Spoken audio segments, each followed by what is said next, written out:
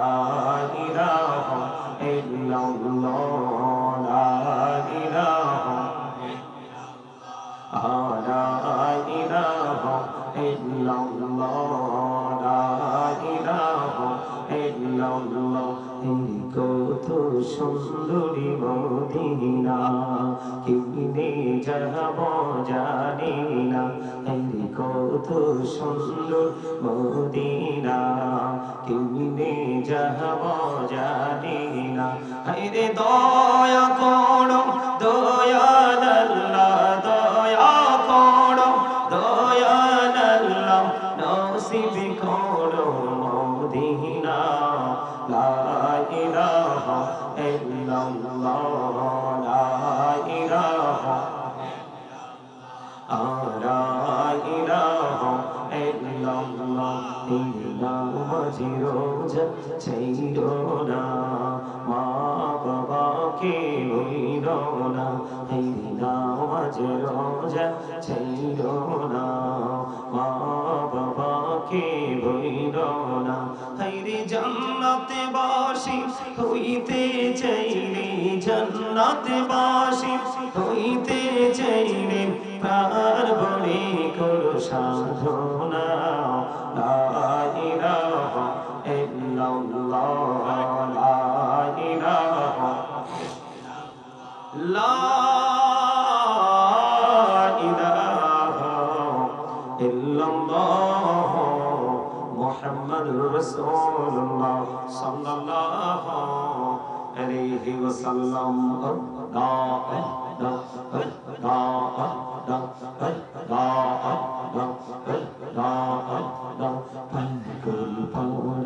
মনটা শুধু খুঁজে দিবানিসি কেমন করে বলবো গো দয়াল কেমন করে বলবো গো দয়াল তোমায় ভালোবাসি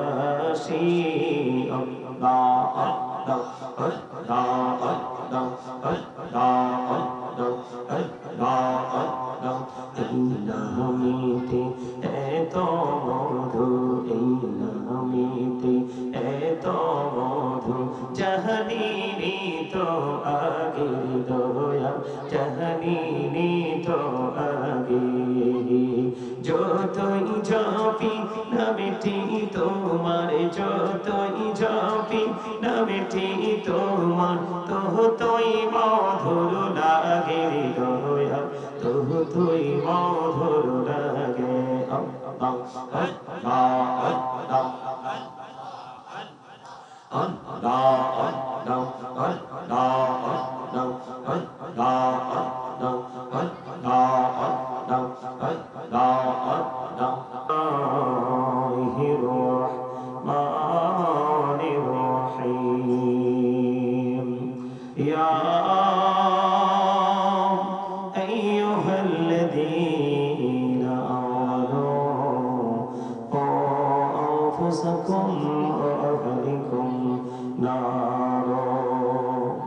صدق الله المولانا العظيم وصدق رسوله النبي الحبيب الكريم إن الله وملائكته يصلون على النبي يا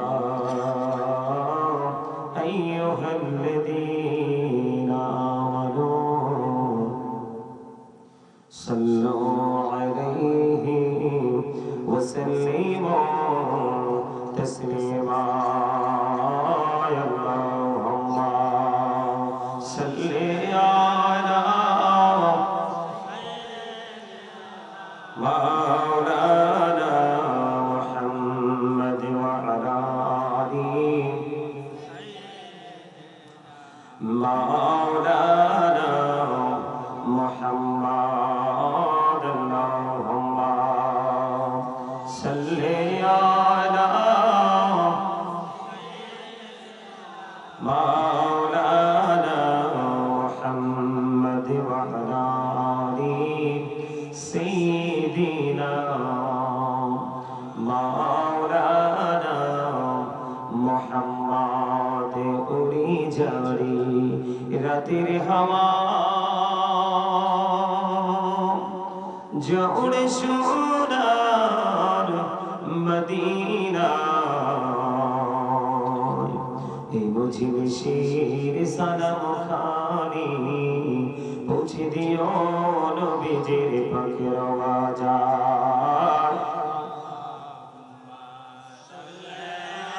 মোহাম্মদে মাওলানা মুহাম্মদ ওয়া আলা আলি সাইয়্যিদিনা মাওলানা মুহাম্মদ মোরা সবাই গুনাহগার গো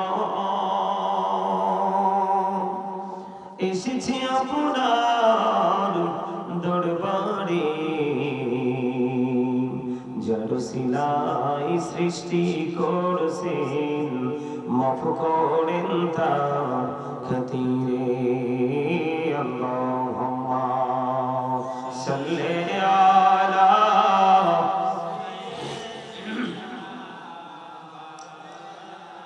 মুহাম্মদ ওয়া আলা আলি সাইয়্যিদিনা মুহাম্মদ মাটির নিচে বাড়ি মোদের ওই মাটির নিচে মোদের ঘর এই দুনিয়ার আপন যারা সবাই হবে মোদের পর আল্লাহুম্মা সাল্লি আলা মুহাম্মদে মুহাম্মদ ওয়া আলা আলি সাইয়্যিদিনা মুহাম্মদ লা ইলাহা ইল্লাল্লাহ লা ইলাহা ইল্লাল্লাহ লা ইলাহা লা ইলাহা ইল্লাল্লাহ লা ইলাহা ইল্লাল্লাহ কত সুন্দরী মদিনা কেমনে যাব জানি না কত সুন্দর মদিনা কেমনে যাব জানি না হায়রে দয়া করো দয়াল আল্লাহ দয়া করো দয়াল আল্লাহ নসিব করো মদিনা লা ইলাহা ইল্লাল্লাহ লা ইলাহা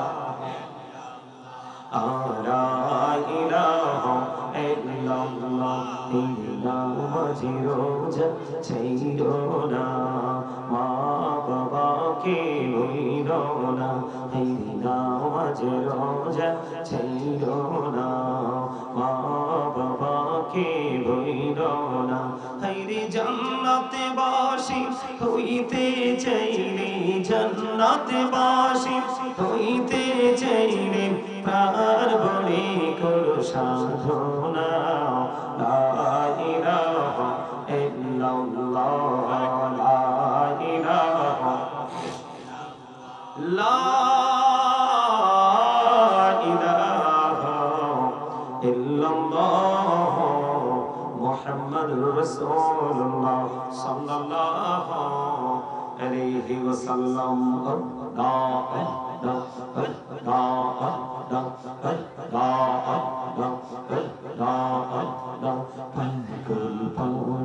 মনটা শুধু খুঁজে দিবানিসি কেমন করে বলবো গো দয়াল কেমন করে বলবো গো দয়াল তোমায় ভালোবাসি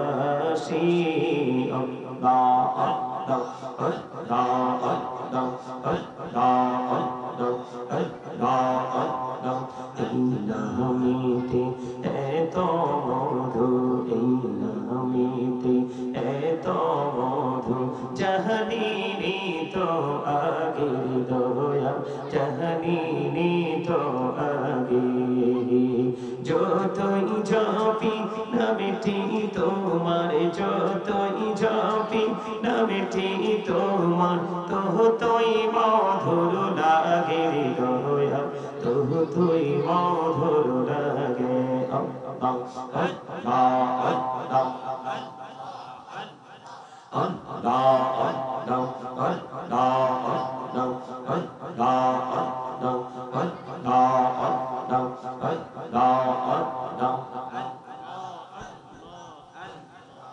لا إله إلا الله محمد رسول الله صلى الله عليه وسلم উপস্থিত সম্মানিত মাইকেরাম আমন্ত্রিত অতিথিবৃন্দ দাঁড়িপাকা আমার মুরব্বী বাবারা যুবক ভাইয়েরা পর্দার অন্তরালে রয়েছেন আমার মা বোনেরা বিশেষ করে আজকে ব্রাহ্মণখাড়া নুরানি হাফিজিয়া মাদ্রাসা এতিমখানার উদ্যোগে আজকে 36তম বার্ষিক ওয়াজ মাহফিলের আয়োজন করা হয়েছে। আজকে যারা টাকা দিয়ে পয়সা দিয়ে অর্থ দিয়ে বুদ্ধি দিয়ে শ্রম দিয়ে সার্বিক সহযোগিতার মাধ্যমে আজকে জান্নাতের বাগান সাজিয়েছেন সকলের প্রতি আমার আন্তরিক সালাম। আসসালামু আলাইকুম ওয়া রাহমাতুল্লাহি ওয়া বারাকাতুহু।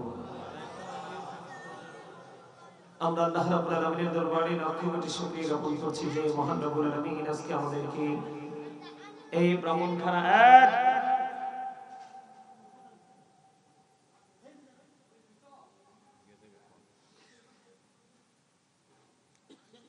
আপনারা মাদ্রাসার ভিতরে আছেন যারা প্লিজ ডোন্ট ডিস্টার্ব মি, আপনারা কেউ ডিস্টার্ব করবেন না।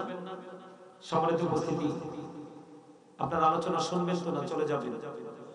কে কি শুনবেন হাত তুলে দেখান। সবাই শুনবেন?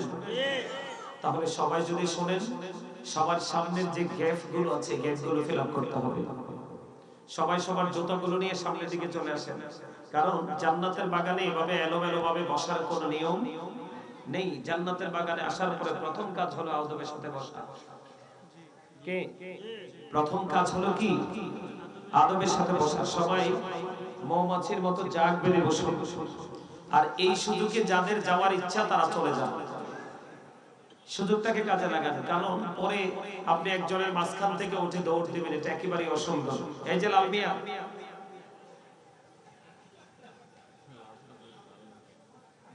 আসেন না কেন? সমস্যা কি? আমি কি একজনকে বলছি নাকি সবাইকে বলছি? কথা বলেন। এই আপনারা এখানে সবাই আমার বাবার বয়সী, চাচার বয়সী, দাদার বয়সী। আমি বিশ্বাস করি আপনারা অনারেবল পারসন 100%। কিন্তু এই মুহূর্তে আপনারা সবাই এই জায়গায় আজকের এই ক্লাসে সবাই স্টুডেন্ট। তোমরা ঠিক বলতে পারেন না? আপনারা সবাই কি? তো স্টুডেন্টদের কাজ কি?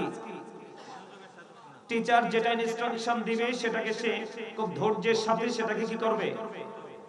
গ্রহণ করবে, তাই তো? কথা বলেন না কেন? টিচার যেটা বলবে সে সেটাকে লিসেনিং করতে হবে। এটা হলো স্টুডেন্টদের কাজ, ঠিক কিনা বলেন? আরো জোরে। সম্মানিত উপস্থিতি, মাহফিলটা কিন্তু সারা রাত হবে না। মাহফিলটাকে সারা রাত হবে? এখন থেকে কিছু সময়ের মধ্যে মাহফিলটা শেষ হয়ে যাবে। এই কিছু সময় আমরা আল্লাহর রাসূলের জন্য কুরবানি করলাম। এই কুরবানি করার কারণে এমনও হতে পারে আপনার আমার আজকের এই মাহফিলের কিছু সময় দেওয়াটা এটা আপনার আমার নাজাতের উসিলা হতে পারে। পারে কি পারে না? কিন্তু এটা ডিপেন্ড করবে কিসের উপরে? আপনার আমার নিয়তের উপরে। কিসের উপরে? আপনার আমার নিয়তের উপরে। ইন্নামাল আমালু বিন্নিয়াত। সবাই জানেন না? সবাই জানে। এই হাদিসটা মোটামুটি সবারই অবগত আছে, তাই তো? সম্মানিত উপস্থিতি, আমি আপনাদেরকে আলোচনা করে শোনাবো। সেটার লক্ষ্য থাকবে আমরা যারা দুনিয়ায় যারা বেঁচে আছি তারা যেন উপকৃত হতে পারি, এবং যারা দুনিয়া ছেড়ে চলে গেছে আপনার আমার আপনজন কবরে, তারা যেন কবরে সুখী হতে পারে, তাই তো? এটা তোমরা কথা বলেন না কেন? এই কথা বলেন না কেন? আপনাকে আমাকে আল্লাহ রাব্বুল আলামিন জবান দিয়েছে ভোট খাওয়ার জন্য না। এই জায়গাটাকে ভোট খাওয়ার জায়গা? তো 365টা রাতের মধ্যে 364 রাতে তো আপনার জন্য উন্মুক্ত। ভোট খান, বাদাম খান, চানাচুর খান, বিস্কিট খান, বা যেটাই খান, যেই কোনো খাবার খান, আপনার জন্য সেটা একেবারে উন্মুক্ত করে দেয়া আছে। কিন্তু এখানে তো দেহের কোনো খোরাকের জায়গা না, এটা কিন্তু দেহের এনার্জির জায়গা না। এই জায়গাটা হলো আপনার রুহের এনার্জির জায়গা। এখানে তো আপনি রুহের খোরাক দিবেন, কি দিবেন? আত্মার কিসে? এইখানে কিন্তু আপনার দেহের কোনো কিছু নাই, জাস্ট দেহকে আমরা আজকে ব্যবহার করছি খাঁচা হিসাবে। কথা বুঝতে পেরেছেন? সম্মানিত উপস্থিতি, আলোচনা যখন শুনতে এসেছেন, আমার কিছু কন্ডিশন আপনাদেরকে মানতে হবে। মানতে পারবেন? কথা বলে না পারবেন? আমার কথা বলেন না কেন? সবাই তো বলেন না। সবাই বললে তো সাউন্ডটা অনেক সুন্দর, অনেক মিষ্টি হতো। সবাই বলেন। আলোচনা কি শুনতে এসছে? আলোচনা শুনতে হলে আমার কন্ডিশন মানতে হবে। First condition, stop your mouth everybody. সকলের জবানকে বন্ধ রাখতে হবে। Second condition, you listening my lecture very attentively. আমার কথা সবাইকে মন দিয়ে শুনতে হবে। থার্ড কন্ডিশন হলো, আপনি যদি বলেন আই সে ডোন্ট অ্যাকসেপ্টেবল, আমি বলবো I say go to your seat out of sight, আপনি বাসায় চলে যাবেন। কারণ আমি আপনাদেরকে শুরুতেই আমি সবকিছু বলে বুঝিয়ে দিচ্ছি, যেন শেষ সময়টা পর্যন্ত আপনাদের বুঝতে অসুবিধা না হয়। আজকের মাহফিল কিন্তু সেন্সলেস পারসন যারা, তাদের জন্য নয়। তার মানে বিবেকহীন, যারা বিবেকহীন মানুষ, তাদের জন্য আজকে এখানে কিচ্ছু নেই। আজকের এই মাহফিল হচ্ছে যারা সেন্স এবিলিটি সম্পন্ন পারসন, তাদের জন্য। তার মানে বিবেকবান। যারা বিবেকবান তারা হলো নূরানি মানুষ। কারণ বিবেকের আরেক নাম হলো নূর। কারণ সে নেগেটিভ এন্ড পজিটিভ এই দুটোর মধ্যে যে কম্পেয়ার করা, ডিসটেন্স তৈরি করা, এটা সে তার বিবেকের ধারণায় সেটাকে কি করতে পারে? স্থির করতে পারে। ঠিক না বলেন? কথা কি বুঝতেছেন? আমার কথা কিন্তু মন দিয়ে শুনতে হবে। ভালো না লাগলে চলে যাবেন, এটা আপনার জন্য একেবারে উন্মুক্ত করে দেওয়া হলো। কিন্তু কাউকে ডিস্টার্ব করতে পারবেন না। সম্মানিত উপস্থিতি, আমি আপনাদেরকে বলি তাহলে সহজে বুঝতে পারবেন। এই যে আমরা এখানে আমরা যারা আছি সবাই মানুষ, মাথা থেকে পা পর্যন্ত এটাকে বলা হয় মানুষ। এটাকে ইংলিশে বলা হয় ম্যান অথবা পারসন। আল্লাহর কোরআনের ভাষায় আল্লাহ কখনো বলেছেন ইয়া আইয়ুহান নাস, আবার কখনো বলেছেন ইয়া আইয়ুহাল ইনসান। এটা হলো মানুষ, যেটা হলো মাথা থেকে পা পর্যন্ত বডি স্ট্রাকচারটা। এই মানুষটা কিন্তু আসল মানুষ নয়। এটা দুনিয়াতে কি হয়েছে? জন্ম হয়েছে, আবার এটা দুনিয়াতে ধ্বংস হবে। এই মানুষটাকে যে মানুষটা পরিচালনা করছে, এই মানুষটাকে আপনি আমি কেউ দেখিনি। ওই মানুষটাকে ইংলিশে বলা হয় সোল, যেটা আপনার আমার ভেতরে আছে। আল্লাহর কোরআনের ভাষায় এটাকে বলা হয় রূহ, ইংলিশে এটাকে বলা হয় সোল, বাংলাতে এটাকে বলা হয় আত্মা। খেয়াল করেন, আল্লাহ রাব্বুল আলামিন বলেছেন say the soul is the order of my lord. আল্লাহ বলেছেন কুলির রূহু মিন আমরি রাব্বি, first tense, present tense, future tense. সম্মানিত উপস্থিতি, কেন এখানে আসলাম? আমার কাছে খুবই আশ্চর্য লাগলো, খুবই অবাক লাগলো যে কিছুক্ষণ আগে আমার আগে যিনি আলোচনা করলেন, ওনার নামার পরপরই দেখলাম কিছু মানুষ সোজা বের হয়ে চলে গেল। দেখেন না আপনারা? আপনারা কি এদেরকে কি বলবেন? যারা অসুবিধা, কোনো হাজত বা সমস্যায় বের হয়ে গেছে, এটা কোনো সমস্যা না, এটা যেতেই পারে। কিন্তু যারা কোনো অজুহাত ছাড়া চলে গেল, এরা কি বুদ্ধিমানের কাজ করছে? কথা বলেন না, ওরা কি বুদ্ধিমানের কাজ করছে?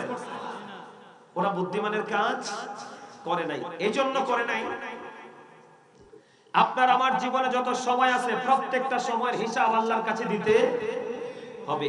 হবে কি হবে না? এটা বিশ্বাস করেন তো? আজকের দিনে আপনার এই মুহূর্তে ঘুমের তো টাইম হয় নাই, এখনো কি শোয়ার টাইম হয়েছে? ঘুমের তো টাইম হয় নাই, একমাত্র একটা টাইম হয়েছে, এখন খাওয়া দাওয়া শেষ, মোবাইল নিয়ে বসার টাইম হয়েছে। কথা বল, কি নিয়ে? মোবাইল নিয়ে। এই মোবাইল কিন্তু বাঙালি জাতিকে, মুসলমানকে একবারে শেষ করে দিয়েছে। আপনারা বুঝেন না আমার কথা? মোবাইল চিনেন না? চিনেন?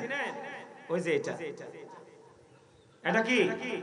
এটাকে সবাই মোবাইল বলে, আর আমি এটাকে বলি বিষাক্ত, সাপের চেয়ে ভয়ঙ্কর। কেন জানেন?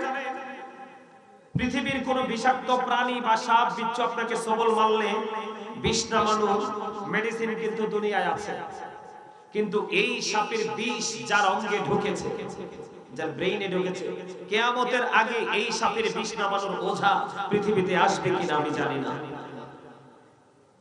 কথা বুঝেন নাই? আর যারা বলেন, আপনাদের ছেলেরা কয়টা ছেলে টুপি পরে আসছে দেখেন। টুপি কেন পরে নাই জানেন? ওরা টুপি কেমন করে পরবে? ওরা তো টুপি পরতে হবে এটা ভুলে গেছে এই চর্চা করতে করতে। কথা বলেন, এটার মধ্যে মুসলমানের কিছু আছে? আছে? এটার মধ্যে যা আছে সব বেঈমান কাফেরদের। কার? আর যারা বলেন, এটার মধ্যে যা আছে সব কার? বেঈমান কাফেররা, আপনার আমার বন্ধুরা, শত্রু। আল্লাহ রাব্বুল আলামিন বলেছেন, the heretics are the eternal enemy of the believers. ঈমানদারদের প্রকাশ্য শত্রু হলো বেঈমান কাফেরেরা। ইন্নাল কাফিরিনা কানু লাকুম আদুউম মুবিনা। বলেছে কে? আল্লাহ। এখন এই বেঈমান কাফেরদের জন্য ঠিকানা কোথায়?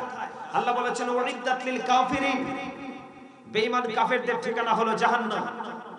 আজকে আমরা মুসলমান জাহান্নামে হচ্ছি শুধু এটার মাধ্যমে। আপনাদেরকে আমি মনে করিয়ে দিই, একটা মানুষ চোখ নষ্ট হওয়ার জন্য এটাই যথেষ্ট।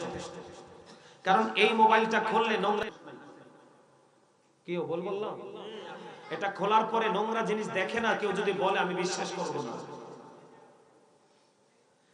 যত ধরনের নোংরা কাজ আপনার এটার মাধ্যমে যথেষ্ট। এই কারণে আমাদের ছেলেরা ভালো কোনটা মন্দ কোনটা এটার মধ্যে কম্পেয়ার করতে পারে না।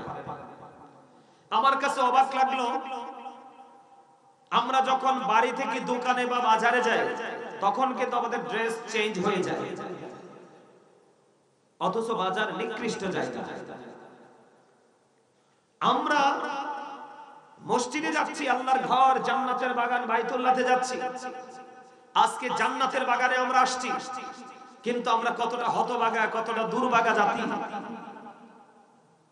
ওখানে যেতে হলে যে ড্রেস চেঞ্জ করতে হয় আমরা এটা বলে গেছি। আপনারা বলেন, দাড়ি, টুপি, পাগড়ি এগুলো কি মুসলমানের ধর্মীয় সংস্কৃতি চর্চার একটা অংশ না? আর যারা বলেন বেঈমান কাফেররা দাড়ি রাখে, পাঞ্জাবি পরে, কিন্তু টুপি হলো মুসলমানের প্রতীক। আজকে দেখেন কয়টা ছেলে টুপি পরে আসছে, কয়টা ছেলে পাঞ্জাবি পরে আসছে। এদের কাছে দিয়ে হাঁটা যায় না মিয়া, দুর্গন্ধে, গায়ে ঘামের গন্ধ। এই দুর্গন্ধযুক্ত কাপড় নিয়ে তারা মসজিদে চলে যায়, মাহফিলে চলে আসে, কিন্তু এখানে আসলে যে ড্রেস চেঞ্জ করতে হবে, পরিবেশটাকে চেঞ্জ করতে হবে, এটা তারা বোঝে না। কেন বোঝে না? কারণ এটা যে করতে হবে এই বুঝ থেকে তারা দূরে চলে গেছে মাত্র এটার কারণে। আমার কথা বুঝে আসছে? সম্মানিত উপস্থিতি, টুপি পরা সুন্নাহ, লম্বা পাঞ্জাবি পরা সুন্নাহ। কথা কি বুঝতে পারছেন? এমনি করে করে আমাদের ছেলেরা, বর্তমান ইয়াং প্রজন্ম ইসলাম থেকে টোটাল অনেক দূরে চলে গেছে। সবাইকে আমি বলছি না, সবাইকে আমি এক পাল্লা উঠাচ্ছি না, ব্যতিক্রম কিছু আছে, তবে ম্যাক্সিমামই কি অন্ধকার আচ্ছন্ন পরিবেশের দিকে। না ভুল বললাম? কথা বলেন না ভুল বললাম? আমাদের ছেলেরা কি এখন মুরব্বি দেখলে সালাম দেয়? ওরা সালাম দিতে হবে এটা তো জানেই না। ওরা এটা বুঝেই না যে একজন মুরব্বিকে দেখলে তাকে সালাম দিতে হবে, এটা সে বুঝেই না। বুঝবে কি করে?